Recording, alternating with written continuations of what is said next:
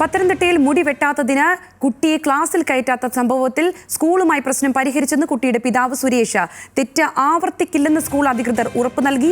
നടപടികളിൽ പിഴവുണ്ടായിട്ടുണ്ടെങ്കിൽ പരിഹരിച്ച് മുൻപോട്ട് പോകുമെന്നും സ്കൂൾ മാനേജ്മെന്റ്.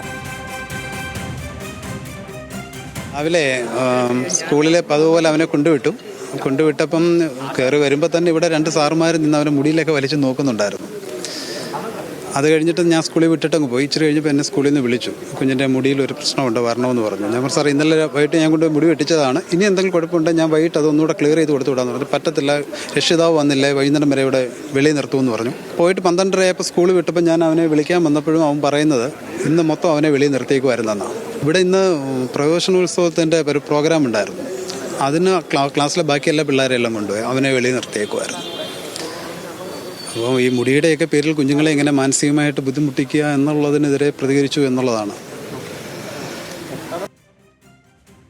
തലമുടി ഞാൻ ഇന്നലെ വെട്ടിയായിരുന്നു. അപ്പോൾ അവർ പറഞ്ഞു ഇത് വെട്ടിയത് ശരിയായില്ലെന്ന്. എന്നിട്ട് അവർ എന്നെ അവിടെ നിർത്തി. പിന്നെ ഫാദറിനെ കണ്ടിട്ട് പോയാൽ മതിയെന്ന് പറഞ്ഞു. അപ്പം എന്നിട്ട് അപ്പായെ വിളിച്ചു, ഫോൺ നമ്പർ ചോദിച്ചു. എൻ്റെ അടുക്ക ഞാൻ പറഞ്ഞു കൊടുത്തു.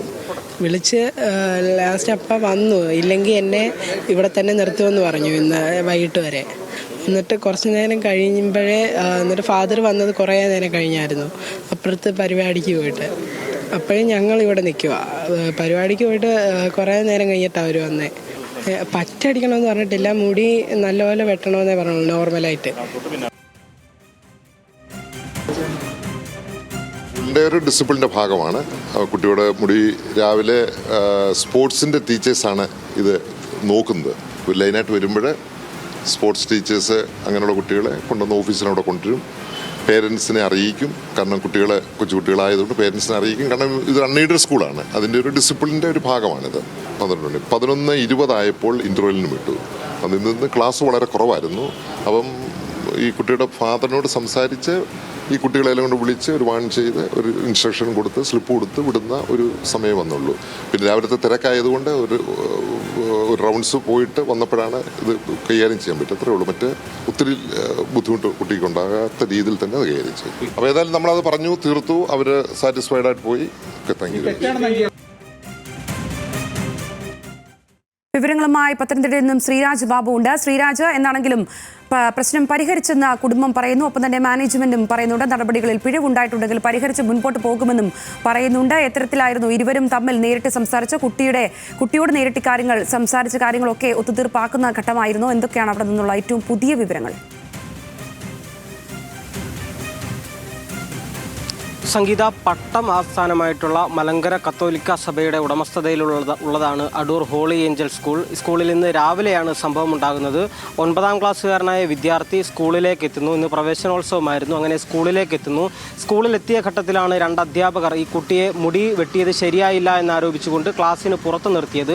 നമ്മളോട് ആ കുട്ടി സംസാരിക്കുന്ന ദൃശ്യങ്ങളിൽ കാണാം ആ കുട്ടിയുടെ മുടി വെട്ടിയിട്ടുള്ളത് എങ്ങനെയാണെന്ന്. അത് ഈ പ്രശ്നമുണ്ടായതിനു ശേഷം വീണ്ടും വെട്ടിച്ചതാണ് എന്ന് തെറ്റിദ്ധരിക്കരുത്. ആ വെട്ടിയ രീതിയിൽ തന്നെയാണ് ഇന്ന് രാവിലെയും കുട്ടി സ്കൂളിലേക്ക് എത്തിയത്. പുറകുവശത്ത് മുടി നീട്ടി വളർത്തുകയോ ഒന്നും തന്നെ ചെയ്തിട്ടില്ല. മുടി കൃത്യമായി വെട്ടിവെച്ചിട്ടുണ്ടായിരുന്നു. പക്ഷേ ആ കുട്ടിയുടെ അച്ഛനും അത് തന്നെയാണ് പറയുന്നത്. സ്കൂൾ പറഞ്ഞ പ്രകാരം കൃത്യമായി മുടി വെട്ടിച്ചിട്ട് തന്നെയാണ് മകനെ സ്കൂളിലേക്ക് അയച്ചത് എന്നാണ് കുട്ടിയുടെ അച്ഛനും പറയുന്നത്. പക്ഷേ ഈ അധ്യാപകർ ഇത്തരത്തിൽ കുട്ടിയെ ക്ലാസ്സിന് പുറത്ത് നിർത്തി. കുട്ടി പറയുന്നതനുസരിച്ച് 3.5 മണിക്കൂറോളം ഈ വിദ്യാർത്ഥിയെ ക്ലാസ്സിന് പുറത്ത് നിർത്തി എന്നാണ് കുട്ടി പറയുന്നത്. എന്നാൽ ഈ സ്കൂൾ മാനേജ്മെൻറ്റ് ഇത് നിഷേധിക്കുന്നുണ്ട്. ഇവർ അത്രയും സമയം കുട്ടിയെ പുറത്ത് നിർത്തിയിട്ടില്ല. കുട്ടിയെ പുറത്ത് നിർത്തിയതിന് കാരണമായി ഇവർ പറയുന്നത് മുടി വെട്ടേണ്ടത് സ്കൂൾ മാനേജ്മെൻറ്റിൻ്റെ അൺഎയ്ഡഡ് സ്കൂളാണ്. അപ്പോൾ അതിൻ്റെ നടപടി എന്നോണമാണ് അത്തരത്തിൽ മുടി വെട്ടിക്കുന്നത് എന്നാണ് സ്കൂൾ മാനേജ്മെൻറ്റ് പറയുന്നത്. പക്ഷേ നമുക്ക് ആ ദൃശ്യങ്ങളിൽ നിന്നും വ്യക്തമാണ് കുട്ടി എത്രത്തോളം മുടി വെട്ടിയിട്ടുണ്ട് എന്നതടക്കം.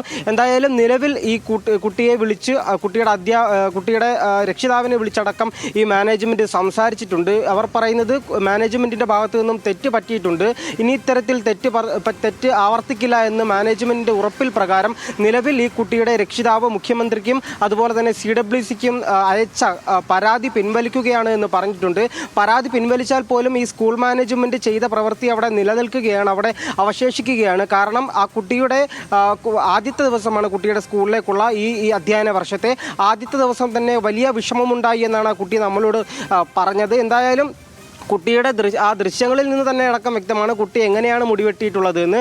രാവിലെ കുട്ടി വരുമ്പോഴും അത്തരത്തിലായിരുന്നു മുടി വെട്ടിയിരുന്നത്. പക്ഷേ ഈ അധ്യാപകർക്ക് കുട്ടി മുടി വെട്ടിയത് അത്ര പോരാ എന്ന് തോന്നി. കുട്ടി ഇനിയും മുടി വെട്ടണമെന്ന അവരുടെ നിർബന്ധത്തിൻ്റെ പുറത്ത് കുട്ടിയെ പുറത്തു നിർത്തിയെന്നാണ് നമുക്ക് മനസ്സിലാക്കാൻ സാധിക്കുന്നത്. തുടർന്ന് സ്കൂൾ മാനേജ്മെൻ്റ് അടക്കം കുട്ടിയെ നേരിട്ട് കണ്ട ശേഷവും ഏകദേശം 3.5 മണിക്കൂറോളം ഈ കുട്ടിയെ പുറത്ത് നിർത്തിയിട്ടുണ്ടായിരുന്നു എന്നാണ് ഈ കുട്ടി പറയുന്നത്. എന്തായാലും അത് CWCക്കും തൊട്ടു പിന്നാലെ CWCയും മുഖ്യമന്ത്രിക്കും അടക്കം ആ കുട്ടിയുടെ അച്ഛൻ പരാതി നൽകി. എന്നാൽ ഇപ്പോൾ നിലവിൽ ഈ സ്കൂൾ മാനേജ്മെന്റ് വിളിച്ച് ഈ അച്ഛനെയും കുട്ടിയെയും ഒരുമിച്ചിരുത്തി സംസാരിക്കുകയും അടക്കം ചെയ്തതോടെയാണ് നിലവിൽ ഈ പരാതി പിൻവലിക്കാനായിട്ട് ഇവർ തയ്യാറായിട്ടുള്ളത്, മാതാപിതാക്കൾ തയ്യാറായിട്ടുള്ളത്. എന്തായാലും ഇത് പട്ടം ആസ്ഥാനമായിട്ടുള്ള മലങ്കര കത്തോലിക്ക സഭയുടെ ഉടമസ്ഥതയിലുള്ള സ്കൂളാണ് ഈ അടൂർ ഹോളി ഏഞ്ചൽ സ്കൂൾ. സംഗീത.